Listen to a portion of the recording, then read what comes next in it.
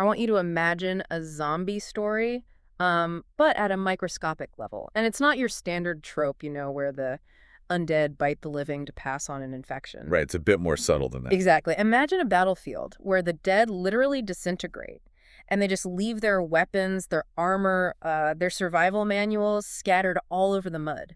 And the living soldiers just walk by, absorb those discarded manuals right through their skin, instantly learn the tactics, and then, evolve on the spot. I mean, I know it sounds like a totally fabricated sci-fi concept, but you were describing one of the most fundamental drivers of bacterial evolution. It's just wild. And we're doing a deep dive into this today, right? We're looking at horizontal gene transfer. Yeah, specifically natural bacterial transformation. And to be clear, this isn't genetic material being neatly packaged and delivered by a virus. Right. Nor is it two cells physically docking to conjugate, which is kind of like bacterial sex. This is a living bacterium just pulling naked, free-floating DNA out of its environment and executing its code. Which is just crazy to think about. And we've got a really great stack of sources for this deep dive. We're looking at historical microbiology papers from the 1920s and 40s, some modern genetics research, and even recent public health alerts about superbugs. It's a really comprehensive look at how this mechanism impacts everything. Yeah, so our mission today is really to unpack how bacteria do this, but to really grasp how mechanically bizarre this process is, I feel like we have to look at the accident that uncovered it. Because, discovering that bacteria could do this inadvertently solved what was probably the most debated biological mystery of the 20th century. Oh, absolutely. Identifying the actual physical molecule of heredity. Right. So let's talk about Frederick Griffith in 1928, because he definitely wasn't trying to solve the riddle of heredity, right? No, not at all. He was a British medical officer, and he was just trying to develop a better vaccine for pneumonia using Streptococcus pneumonia. Okay, the pneumococcus bacteria. Exactly. And he was working with two specific variants. So you had the smooth, or the S strain, which secreted this polysaccharide capsule. Like a protective shell. Right. It shielded it from the host immune system, which made it highly lethal. And then you had the rough, or R strain, which lacked that capsule and was completely benign. It wouldn't hurt you at all. So Griffith sets up this experiment, and it yields a biologically impossible result, at least based on the physics they understood at the time. Yeah, it broke all the rules. He takes the lethal S strain, boils it until the cells are definitively dead and completely ruptured. Then he mixes that dead cellular debris with the live, harmless R strain. And he injects that resulting slurry into mice. Right, and logically, the mice should clear the harmless bacteria and be totally fine. But instead, they die of severe pneumonia. And when Griffith cultures their blood, he doesn't just find bacteria, he finds living, encapsulated, lethal S-strain bacteria. Which was completely mind-blowing for the time. A permanent, heritable trait had literally leapt from a dead organism into a living one. A microscopic zombie giving away its armor. Yeah, exactly. Yeah. So Griffith coined the term, the transforming principle, for whatever this chemical substance was that somehow survived the boiling and conveyed the trait. But he had no idea that it actually was, right? No, because the conceptual roadblock of that era was this widespread assumption that genetic information just had to be stored in proteins. Which, makes sense from a purely mathematical standpoint. If you're a biochemist in the 1920s, you look at proteins, and they're built from 20 different amino acids. Right. They allow for incredibly complex folding structures. Exactly. But DNA only has 4 nucleotide bases. It was viewed as this monotonous, boring structural polymer. Assuming DNA held the complex blueprints for life was, I guess it's like assuming you could write a sprawling computer operating system using a 2-letter alphabet. That's a great way to put it. The scientific community firmly believed DNA was just the scaffolding, nothing more. Okay, let's unpack this for a second. So is this basically like pulling a broken hard drive out of a smashed computer, plugging it into a new computer, and suddenly the new computer just knows how to run all the old software? Yeah, that is a spot-on analogy. And proving that it was the hard drive, the DNA took a long time.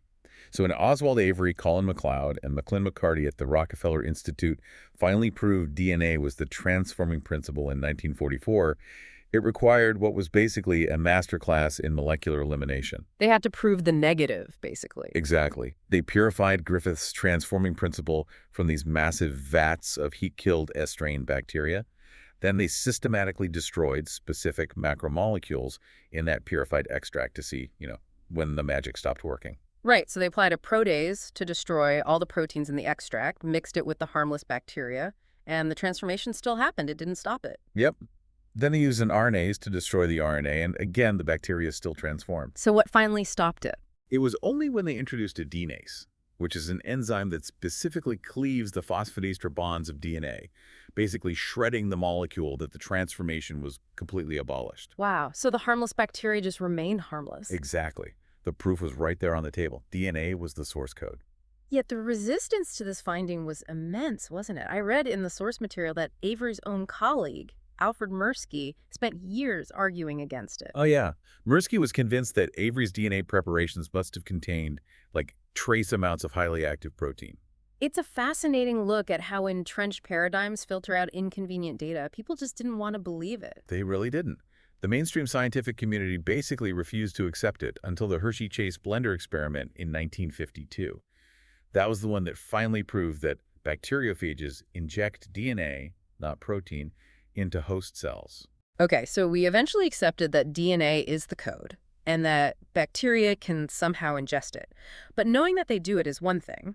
We need to talk about the physical mechanics of how a bacterium actually performs this feat, because it's a marvel of bioengineering. It really is. We're talking about a highly regulated, genetically encoded program. And we should clarify, only a fraction of known bacterial species are naturally competent, meaning they possess the intrinsic machinery to actually pull this off. Okay, so let's get into the mechanics of that machinery. Because competence isn't just a passive state, right? A cell doesn't just bump into a strand of DNA and absorb it like a sponge. No, not at all. Building the apparatus to import a massive, highly charged macromolecule through a tough bacterial cell envelope takes a massive energetic commitment. There are 4 distinct steps that have to occur sequentially. Okay, what are they? First, DNA must be released into the environment. Second, a cell must be in that competent state to receive it. Third, the DNA has to physically cross the cell envelope. And fourth, it must integrate into the chromosome or persist as a plasmid. So let's look at that competent state. What does that actually look like for the bacteria? Well, take a naturally competent rockstar species like Bacillus subtilis or Neisseria gonorrhea or Acinetobacter baelia. When they activate their competence regulon, which is this network of COM genes, they physically construct an import apparatus on their surface. Like they're building a machine. Exactly. And the primary feature is a type IV pilus, or sometimes a pseudopilus, depending on the species. You can think of it as a microscopic, retractable grappling hook. Okay, wait. How does a protein structure actually grapple and reel in a DNA molecule? I mean, it doesn't have hands. Right, it relies on rapid polymerization and depolymerization. So the bacterium continuously adds protein subunits to the base of the pilus, which extends it outward through the cell wall. And the tip of this pilus has a really high affinity for double-stranded DNA. So it acts like a magnet for DNA. Yes, and once it binds to a fragment in the environment, the machinery at the base reverses the whole process. It begins rapidly dismantling the pilus from the bottom up. Oh, wow. So that physically reels the bound DNA toward the cell surface. Exactly, pulling it right into a specialized pore complex in the membrane. And tell me if I have this right. As it passes through that pore, the DNA is fundamentally altered. It doesn't actually enter the cytoplasm as the classic double helix that we always picture. That's right. There's an endonucleus located right at the pore membrane that degrades one of the DNA strands, pulling only a single strand into the cytoplasm. Why do that, though? Wouldn't you want both strands? Well, there are distinct energetic and defensive advantages. Pulling a single strand requires less physical clearance through the pore. Plus, the degradation of the complementary strand actually provides energy to help drive the import process. And that's clever. And crucially, it prevents the incoming DNA from immediately acting as a functional, double-stranded genetic element inside the cell, which is how a lot of viral invaders operate. Okay, but introducing a naked single strand of foreign DNA into the cytoplasm still seems incredibly risky. I mean, the bacterial cytoplasm is heavily patrolled by intracellular nucleuses, right? Those act like molecular shredders. Oh, yeah.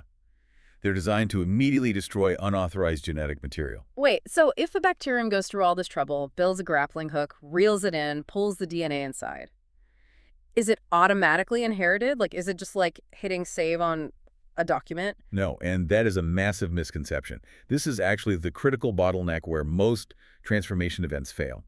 Merely getting the DNA inside is not enough.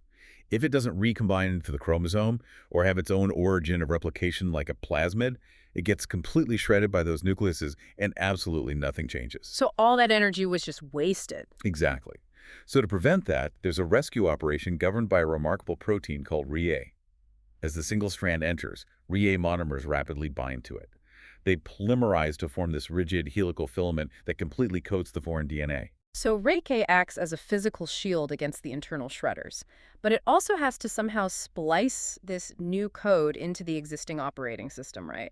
How does it locate the correct insertion point in a genome of millions of base The pairs? mechanics of Reiki are astounding.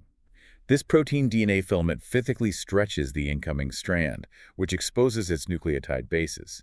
It then aligns with the host bacterium's double-stranded chromosome and begins rapidly scanning the grooves of the host DNA. Just scanning for a match. Yes, it's searching for a homologous sequence, a region where the base pairs match. And when Reiki finds that matching sequence, it facilitates a process called strand invasion. Strand invasion. That sounds aggressive. It literally pries apart the host's double helix and swaps in the new single strand, physically replacing the existing code. But if this homologous recombination doesn't happen quickly enough, the Reiki filament eventually disassembles, and those nucleuses will destroy the incoming DNA. That is just incredible. And just to quickly clarify for our listeners, since terminology gets tricky here, transformation in this context is distinct from other terms we hear, right? Yes, very important distinction. Transformation is naked DNA uptake. Transduction is when a virus transfers the DNA. And transfection is when we artificially introduce DNA into eukaryotic cells, like human cells. Right. And it's also totally different from cancer biology, where transformation means a cell becoming malignant. Exactly, completely different use of the word. Okay, so building the grappling hooks, manufacturing the pore complexes, deploying rehay, breaking down existing cell wall structures to even make this happen, the metabolic cost for the bacteria is astronomical. Which brings up a massive evolutionary question. Why did bacteria evolve this ability in the first place? Right, especially since competence is usually triggered by environmental stress, like starvation. If a colony is starving, burning its last energy reserves to build DNA harpoons seems completely counterproductive. It really does. But the source material brought up this fascinating fact from some 2006 work by Gurul Sewell, Michael Elowitz, and their colleagues. They were studying Bacillus subtilis, and they found that even when an entire population is uniformly starving or stressed, only a tiny, seemingly random subpopulation actually flips the COMK switch to become competent. Yeah, it's a bistable stochastic trait. So it's basically a bet hedging strategy. Instead of the whole colony wasting its remaining energy on a potentially fruitless search for useful DNA, a few cells act as scouts. They try to find a genetic life raft to survive their uncertain future, while the rest of the colony conserves energy. It is a brilliant distribution of risk for a microbial collective.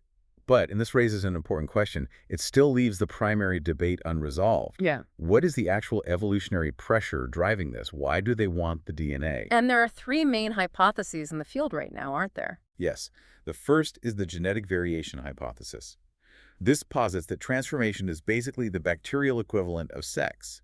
By importing and recombining novel alleles, bacteria generate the genetic diversity required to rapidly adapt to shifting selective pressures. Okay, making new combinations to survive. What's the second one? The second is the DNA repair hypothesis, which was heavily promoted by researchers like Harris Bernstein and Richard Mikod. This model suggests that a cell experiencing severe double-strand DNA damage could import an intact homologous gene from a dead relative and use it as a physical template to patch its own genome. Like finding a spare tire. Exactly. And then the third perspective is starkly different. Evolutionary biologist Rosemary Redfield proposed the food hypothesis back in the 1990s. The food hypothesis, so they just want to eat it. Right. She argued that the genetic information is entirely irrelevant. DNA is a massive, energy-dense macromolecule packed with carbon, nitrogen, and phosphorus. In a starvation scenario, a decaying cell releasing its genome is essentially releasing a buffet. So they just want the calories, basically. According to her model, competence evolved purely for scavenging raw nutrients. The occasional integration of a beneficial trait is just a rare, accidental byproduct of eating. Okay, here's where it gets really interesting for me, though. I have some pushback on the pure food hypothesis based on a specific detail in our sources. Let's hear it. If a bacterium is just hungry and wants to eat DNA for carbon and nitrogen, it shouldn't care whose DNA it eats, right? Food is food. But species like Haemophilus influenza have what are called uptake signal sequences. Ah, These yes. are like 9 to 10 base pair passwords. The receptors demand this specific password, which basically makes them only import DNA from their own species.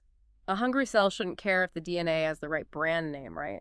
It severely undermines the idea that this is just about food. That contradiction is exactly why the debate remains genuinely open in the scientific literature today. The extreme specificity of uptake signal sequences strongly implies that the sequence itself matters, which points toward the DNA repair or genetic variation models. But on the other hand, Right. On the other hand, the sheer metabolic expense of competence, paired with the fact that it's almost always triggered by nutritional stress, makes it really difficult to dismiss the immediate physiological benefits of consuming a macromolecule. We may find that different lineages have maintained machinery for fundamentally different reasons. that makes sense. Well, regardless of why it evolved, the real world stakes of this machinery are huge. We're seeing the consequences play out in hospitals right now. Absolutely. Hmm. The clinical alarms regarding antimicrobial resistance are ringing constantly, and pathogens are actively using natural transformation to defeat our drugs. Yeah, let's talk about the superbug threat. You look at the pneumococcus bacteria that Griffith originally studied in the 20s. Right, well, by the late 1980s, researchers like Christopher Dowson were sequencing strains of Streptococcus pneumonia that had developed high-level resistance to penicillin. But the resistance wasn't driven by simple point mutations. So what was it? Dowson discovered that the pneumococcus genes encoding the penicillin-binding proteins were mosaics. Mosaics, meaning the genes were a patchwork of foreign code spliced into the native chromosome. Exactly. They had absorbed fragments of DNA from related naturally resistant species, like Streptococcus mitis and Streptococcus orales, which happened to cohabitate in the human throat. Oh, wow. So the lethal bacteria pulled in discarded DNA from these harmless neighbors and recombined it into its own genome. Yes, custom building an entirely new, unrecognizable target protein that penicillin could no longer bind to.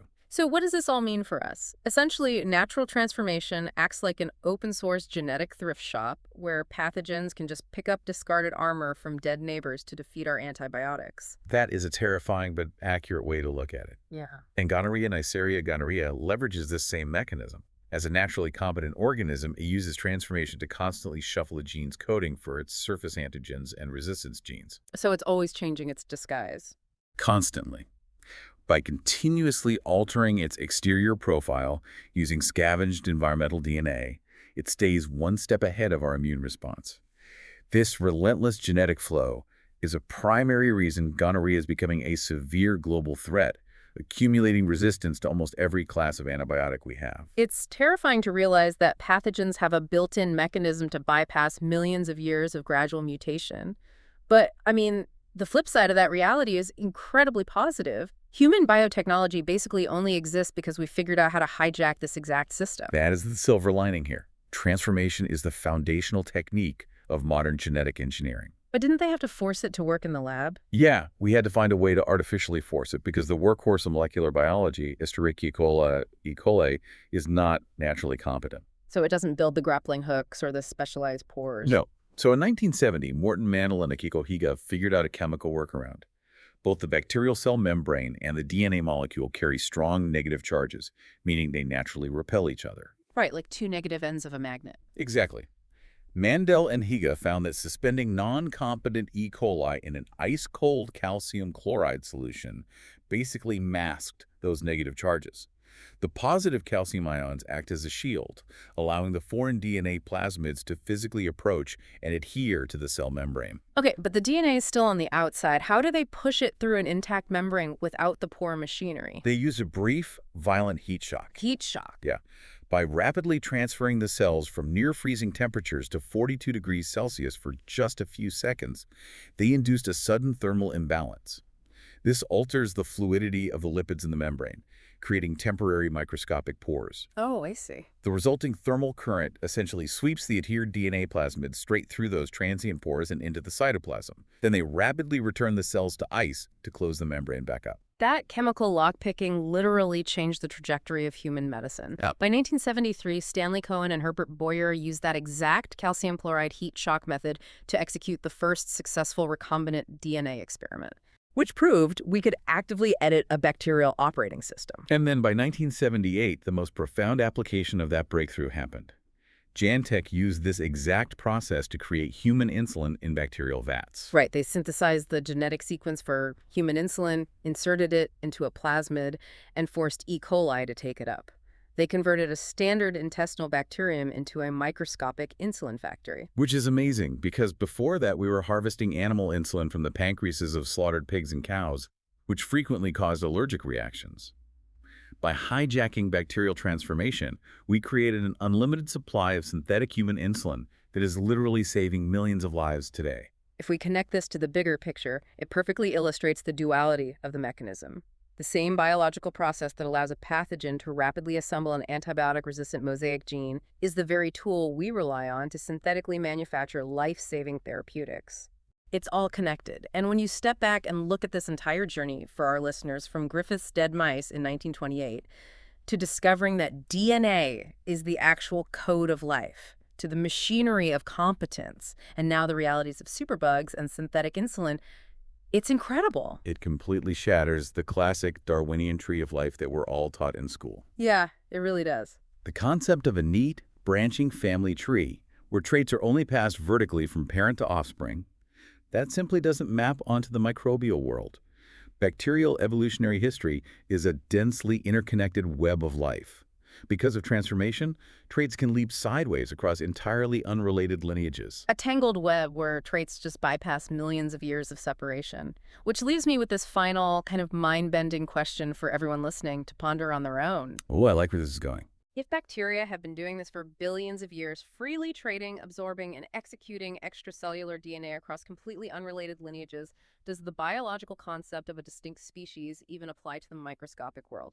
Or are all bacteria ultimately just temporary physical vessels for a single globally shared pool of immortal genetic software?